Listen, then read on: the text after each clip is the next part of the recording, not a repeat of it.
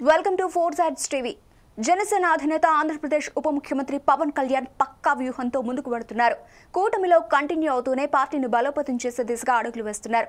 క్షేత్రస్థాయిలో జనసేన పార్టీని ప్రజలకు తీసుకువెళ్లేందుకు ప్రయత్నిస్తున్నారు. అందుకే త్రిశూల్ వ్యూహాన్ని ఎంచుకున్నారు. ఇంతకీ ఈ త్రిశూల్ వ్యూహం ఏంటి? దాన్ని పవన్ కళ్యాణ్ ఎలా అమలు చేయాలనుకుంటున్నారు?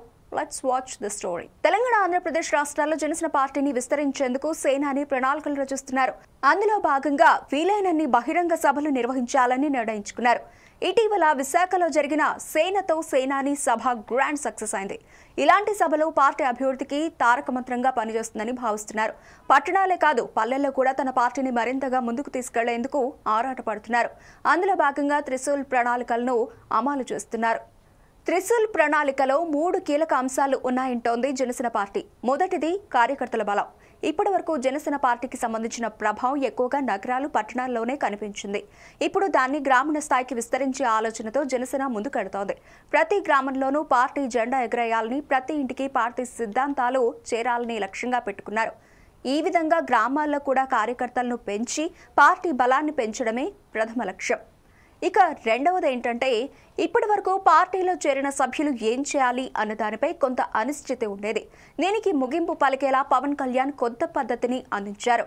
ప్రతి 3 నెలలకొకసారి పార్టీ కార్యకర్తల్లో నాయకత్వ లక్షణాలు ఉన్నవారిని గుర్తించి వారికి బాధ్యతలు అప్పగిస్తారు. ఇలా చేయడం ద్వారా భవిష్యత్తులో పార్టీకి కొత్త నాయకులు తయారవుతారు. వారికి గుర్తింపు వస్తుంది. దీంతో జనసేనలో నాయకత్వ స్థాయి మరింత బలపడుతుందనే భావనలో ఉన్నారు జనసేన అధినేత పవన్ కళ్యాణ్. ఇక మూడోది మాత్రం బాధ్యత. పవన్ కళ్యాణ్ చెప్పినట్లుగా పార్టీలో కీలక పాత్ర పోషించే నాయకులు, వారి కుటుంబాలకు పార్టీ అండగా ఉంటుంది. అదే సమయంలో వారికి అధిక బాధ్యతలు అప్పగించాలని నిర్ణయం తీసుకున్నట్టు తెలుస్తోంది. రాబోయే 10 ఏళ్లలో జనసేనను జాతీయ స్థాయికి తీసుకెళ్లాలని పవన్ కళ్యాణ్ లక్ష్యంగా పెట్టుకున్నారు. ఇందులో భాగంగా త్రిశూల్ ప్రణాళికలో 3వ దశకు చేరిన వారిని ఎమ్మెల్యే స్థాయి వరకు పెంచి పెద్ద బాధ్యతలు అప్పగించాలనుకుంటున్నారు. ఇలా చేసి వారిని అధికార ప్రతినిధులుగా నిలబెట్టే ప్రయత్నం చేస్తారు. ఇక త్రిశూల్ ప్రణాళిక ద్వారా పవన్ ఉద్దేశం ఏంటనే విషయంలో ఓ క్లారిటీ వచ్చింది. పార్టీని 3 స్థాయిల్లో అభివృద్ధి చేసి పెద్ద సంఖ్యలో కొత్త నాయకులను తీర్చిదిద్దడం, కార్యకర్తలతో నేరుగా బంధం పెంచుకోవడం, అలాగే పార్టీని రాబోయే కొన్నేళ్లలోనే మరింత శక్తివంతంగా మార్చడం.